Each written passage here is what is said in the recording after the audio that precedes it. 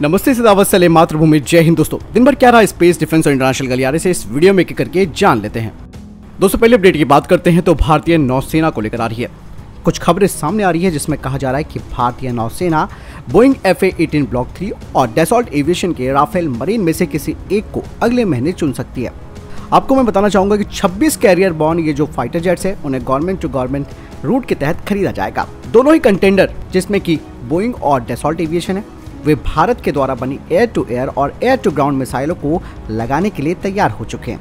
लेकिन यहाँ पर बोइंग को एक बढ़त मिली हुई है जो कि खास करके उसके अपग्रेडेड F414 इनहांस इंजन को लेकर है। दरअसल ये जो जिसे कि FA-18 पर लगाया जाएगा और ये वही समानता प्रदान करेगा जो भारत में तेजस मार्क 2 के लिए F414 इंजन बनाया जाएगा। उसके साथ बोइंग FA-18 सुपर हॉर्नेट पर एक पावरफुल इंजन होगा जिसकी वजह से इसकी पेलोड क्षमता भी बढ़ जाएगी। वहीं अगर राफेल मरीन की बात करें तो राफेल मरीन को भी यहाँ पर बढ़त मिली हुई है। ऐसा इसीलिए क्योंकि भारत ने फ्रांस से भारतीय वायुसेना के लिए 36 राफेल फाइटर जेट्स खरीदे हैं और इसके लिए पहले से ही भारत में इसकी लॉजिस्टिक और सिस्टम की समानता भी है। दरअसल राफेल मरीन में एक सबसे बड़ी दिक्कत यह है कि इसका फोल्डेड विंग का ना होना। ऐसे में राफेल मरीन की जो क्षमता है वो यहाँ पर थोड़ी सी कम हो जाती है। देखते हैं अगले महीने भारतीय नौसेना किस फाइटर जेट को फाइनल करती है। बढ़ते हैं अगली अपडेट की तरफ।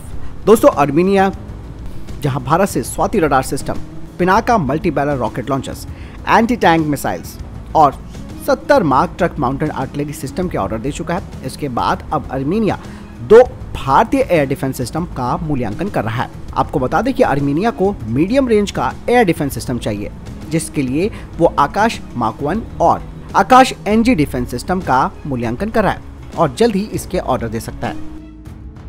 बढ़ते अगली अपडेट की तरफ। दोस्तों DRDO के अधिकारियों ने कहा कि 40 kilo Newton Kaveri dry engine का रशिया में जो सर्टिफिकेशन लेवल ग्राउंड टेस्ट हो रहा है उसके बाद इसका हाई एल्टीट्यूड फ्लाइट टेस्ट किया जाएगा IL-76 एयरक्राफ्ट से और इस इंजन का पूरी तरीके से विकास 2024 तक पूरा हो जाएगा और इसे स्वदेशी stealth unmanned combat aerial vehicle पर लगाया जाएगा पावर देने के लिए। अब कहा जा रहा है कि इंजन की जो इंड्योरेंस टेस्टिंग है उसकी योजना है जो कि इंजन सर्टिफिकेशन का ही हिस्सा है और ये centre for military airworthiness and certification के तौर पर किया जाएगा।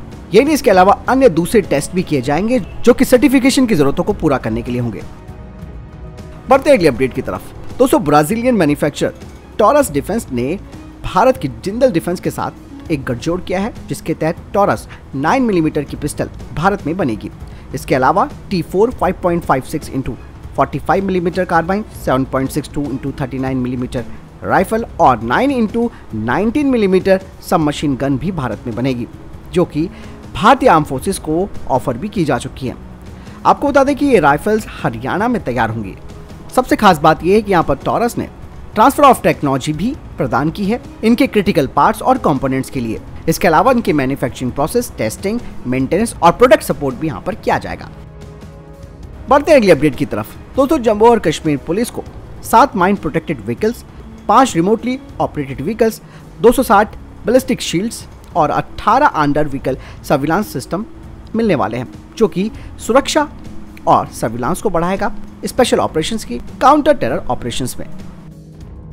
बढ़ते हैं अगली अपडेट की तरफ। दोस्तों कई खबरें सामने आ चुकी है खास करके मलेशियन न्यूज एजेंसी की तरफ से कि ये जो रॉयल मलेशियन एयरफोर्स जिन 18 लाइट कॉम्बैट एयरक्राफ्ट को खरीद रही है जिसमें FA-50 है उसमें एक बड़ा करप्शन का आरोप वो लोग लगा रहे हैं।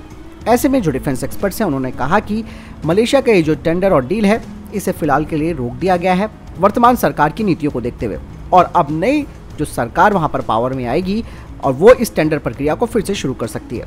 हालांकि भारत का HAL अभी इस पूरे सिनेरियो को देखकर चुप है क्योंकि इस कंट्रोवर्सी में भारत वैसे भी नहीं पड़ना चाहता, लेकिन इससे HAL को एक बड़ा जरूरी सबक मिला है और इसे देखते हुए HAL ने अपने Hindustan lead in fighter trainer को बनाने में तेजी से काम करना शुरू कर दिया है जो कि एक्सपोर्ट मार्केट के लिए ही है क्योंकि इसकी कीमत भी कम होगी एक ट्रेनर के तौर पर और कहा जा रहा है कि इसकी कीमत 15 से 20 मिलियन डॉलर के बीच ही रखी जाएगी और इसे लाइट अटैक एयरक्राफ्ट में भी बदला जा सकता है।